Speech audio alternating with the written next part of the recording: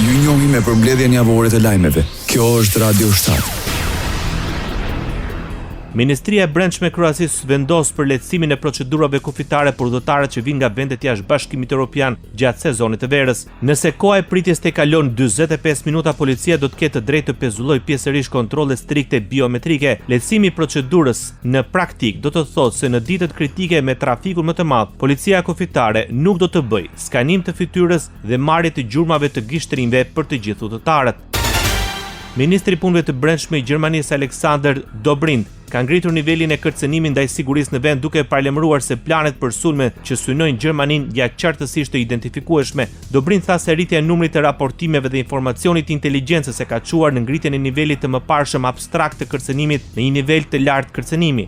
Dobrindt tha se autoritetet gjermane të sigurisë së fundit kanë penguar një sulm të planifikuar me bombë, i cili dyshohet se ishte organizuar nga persona të rekrutuar që vepronin për shërbime të huaja të inteligjencës.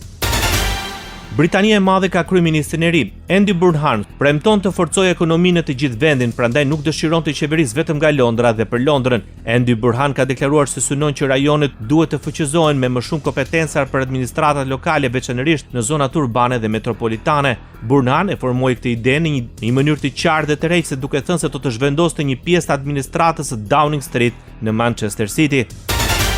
Presidenti i Shteteve të Bashkuara të Amerikës Donald Trump vendos një tarifë doganore prej mbi 50% për një gamë të gjërë mallrash të importuara nga Kanadaja si kundërpërgjigje ndaj asaj që ai e quajti trajtim i pabarabartë i makinave, produkteve të byllmetit dhe alkoolit amerikan. Zyra e përfaqësuesit të tregtisë së SBA-s njoftoi se tarifat do të zbatohen për importe nga Kanadaja me një vlerë prej gati $20 miliardë. Ndër mallrat e prekura janë produkte të përdorimit të përditshëm si vera dhe shkopinjtë e okejt, si dhe mallra industrial si çimentoja. Megjithatë, disa eksporte kyçe do të përjashtohen nga tarifat doganore për fshirë, energjinë, kaliumin, mineralet kritike dhe peshkun. Kanadaja paralajmëron se është e gatshme të intensifikojë bisedimet tregtare me Shtetet e Bashkuara të Amerikës në javët e ardhshme. Kryeministri Mark Carney njoftoi se tarifat doganore do të hyjnë në fuqi prej 30 ditësh dhe do të përbëjnë një përshkallëzim të madh të tensioneve tregtare mes dy fqinjve të Amerikës së Veriut. Ky është veprimi më i fundit të një sër veprimesh të njëanshme tregtare nga SBA, të cilat nisën me vendosin një sër tarifash doganore në shkelje të drejtë të marrëveshjes SBA Kanada-Meksik, sa Carney në një deklaratë të publikuar në platformën X. Tarifat e reja doganore do të zbatohen për të gjitha mallrat e përfshira pavarësisht nëse produkti mbulohet nga marrëveshja ekzistuese e tregtisë së lirë mes Kanadas, Shteteve të Bashkuara të Amerikës dhe Meksikës. Shtetet anëtare të Bashkimit Evropian kanë arritur marrëveshje për paketën e 21 të sanksioneve kundër Rusisë. Së shpejti pritet të nisë procedura me shkrim për miratimin e saj, kanë bërë të ditur diplomatët evropian. Pika e fundit e diskutueshme që lidhet me propozimin për ndalimin e furnizimit me gaz rus drejt vendeve të treta është zgjidhur përmes një periudhe të gjatë kalimtare, deklaruar dy diplomatë evropian. Vendet anëtare kanë rënë dakord gjithashtu që për një vit të ngrinë kufirin maksimal të çmimit për naftën e papërpunuar ruse. Greqia fillimisht kundërshtoi propozimin për ndalimin e kompanive evropiane që të transportojnë gazin rus drejt të blerësve jashtë bllokut, duke argumentuar se kjo masë i kalonte marrëveshjet e mëparshme të liderëve të Bashkimit Evropian dhe se nuk do të ishte efektive, pasi anijet mund të riregjistroheshin lehtësisht në vende të tjera. Radio 7, zëri pozitiv i qytetit. Sulmet ruse shkaktuan të paktën 20 viktima dhe plagosën rreth 142 të tjerë në gjithë Ukrainën në 24 orët e fundit. Rusia nisi një valë sulmesh me dron dhe raketa në Kiev, Kharkiv dhe rajonet të tjera të vendit. Forcat ukrainase thanë se Rusia lëshoi 125 dron, 25 raketa balistike dhe 10 raketa hipersonike Zirkon gjatë natës, ndërkohë dhe Ukraina thotë se ka sulmuar objektet ruse të naftës dhe të gazit. Ushtria amerikane rifillon sulmet e reja ndaj objektivave ushtarake në Iran për natën e 12 radhasi. Sulmet filluan në Iran të njëjtën në mëngjes ta Komande Qendrore e Shteteve të Bashkuara CENTCOM përmes rrjeteve sociale. CENTCOM deklaroi se operacionet do të vazhdojnë për të degraduar më tej aftësitë e Iranit për të kërcënuar marinarët civil dhe anijet tregtare që kalojnë në përyret rajonale. Ndërkohë që kryetari i Parlamentit të Iranit, Bagher Ghalibaf, paralajmëroi se konflikti me Shtetet e Bashkuara të Amerikës është gjithçka ose asgjë, duke i referuar ngushticës së Hormuzit. Ghalibaf tha se siguria e saj varet nga mungesa e forcave amerikane të stacionuar atje, duke përsëritur qëndrimin e Iranit se situata nuk do të rikthehet në gjendjen para luftës. Presidenti amerikan Donald Trump deklaroi se nuk beson se Irani është gati për një marrëveshje. Ushtria amerikane njoftoi fillimin e një vali të re sulmesh kundër Iranit. Komanda qendrore e Shteteve të Bashkuara, CENTCOM, tha se ka synuar dobësimin e aftësive të Teheranit për të goditur anijet në ngushticën e Hormuzit. Presidenti amerikan Donald Trump tha se sulmet erdhën pas vrasjes së ushtarëve amerikanë. But we hit them very hard again tonight, and we did that in honor of the great patriots. But you know, those great people, those great patriots were out there fighting that Iran cannot have a nuclear weapon. Ne goditëm përsëri shumë fort Iranin dhe e bëm këtë në nder të atyre patriotëve të mëdhenj. Ata patriotë të mëdhenj luftuan për të parandaluar Iranin të pajiset me armë bërthamore, tha Donald Trump për gazetarët. Garda revolucionare e Iranit njoftoi se ka ndaluar 2 anije cistern të naftës që po përpiqeshin të kalonin ngushticën e Hormuzit pa autorizim nga Teherani. 2 anije cistern nafte të pa autorizuara që po përpiqeshin të hynin dhe të dilin nga ajo që përshkruhet si rruga e rrezikshme jugore e ngushticës së Hormuzit u goditën, thanë ata në një deklaratë. Garda shtoi se ata shënjestruan avion ushtarak amerikan mbi aeroportin e Akabës në Jordani duke u shkaktuar dëme serioze. Po ashtu ata pretendojnë se kanë goditur objektiva ushtarake amerikane në Kuvajt, përfshirë një sistem radari paralajmërues që u shkatrua plotësisht sipas agjencisë së lajmeve IRNA.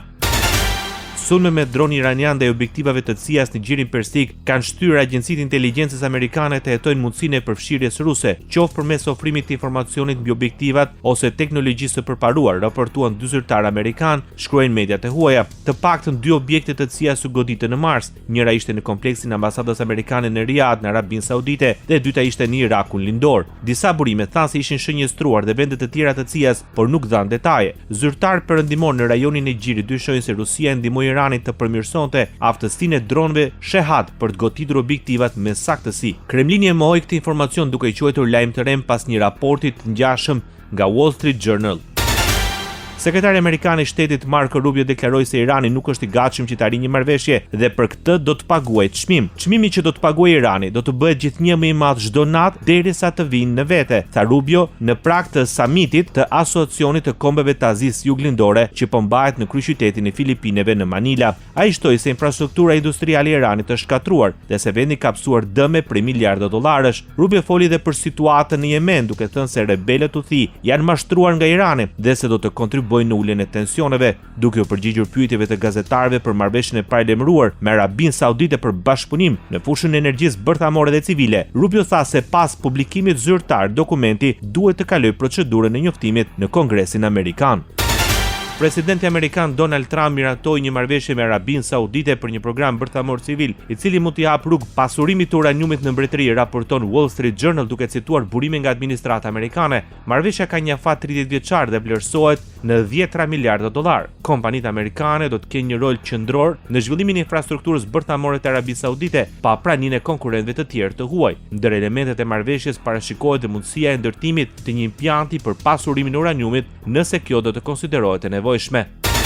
Shërbimi kombëtar meteorologjik i Greqisë paralajmëron temperatura deri në 43 gradë Celsius që pritet të përfshijnë pjesën lindore të vendit. Sipas parashikimeve, temperaturat më të larta do të regjistrohen në rajonin e Thesalis, në Greqinë qendrore lindore, ndërsa në rajonin e Atikës dhe në Peloponezin lindor, termometri do të shënojë 41 deri në 42 gradë Celsius. Sekretariati i përgjithshëm për mbrojtjen civile u ka bërë thyrje qytetarëve të tregojnë kujdes të shtuar, të shmangen ekspozimin e panevojshëm në diell gjatë orëve më të nxehta të ditës, si dhe të ndjekin udhëzimet e autoriteteve për të mbrojtur nga temperaturat ekstreme.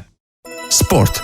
Spanja u shpall kampione botës pas fitores 1-0 ndaj Argjentinës. Takimi nisi me Spanjën që mori menjëherë kontrollin e lojës përmes qarkullimit të shpejtë të topit dhe presionit të lartë. Argjentina u rreshtua në repartin mbrojtës duke kërkuar të godiste nëpërmjet kundërsulmeve. Me përfundimin e 90 minutave në barazim 0-0, fituesi i trofeut u vendos në kohën shtesë. Momenti që ndryshoi rrjedhën e finales erdhi pas kartonit të kuq të Enzo Fernandez, i cili e la Argjentinën me 10 lojtar.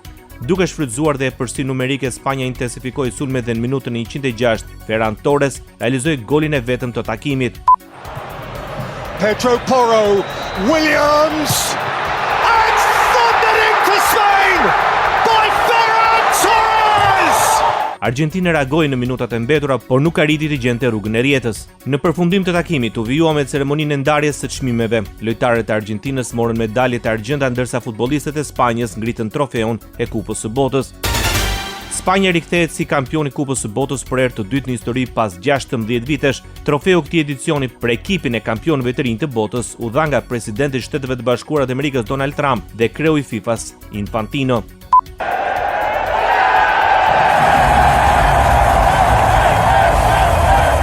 Pas triumfit në Europianin 2024, Spanja me trajnerin Luis de la Fuente merrte trofeun e botrorit 2026 duke konfirmuar se janë dominues në këtë sport. Spanja ka 38 ndeshje radhasi pa humbje. Këtë botror ajo pësoi vetëm golin në ndeshjen ndaj Belgjikës. Me ngritjen e trofeut nga kapiteni i Spanjës, Rodrigo, mbyllet dhe turneu 23 i Kupës së Botës.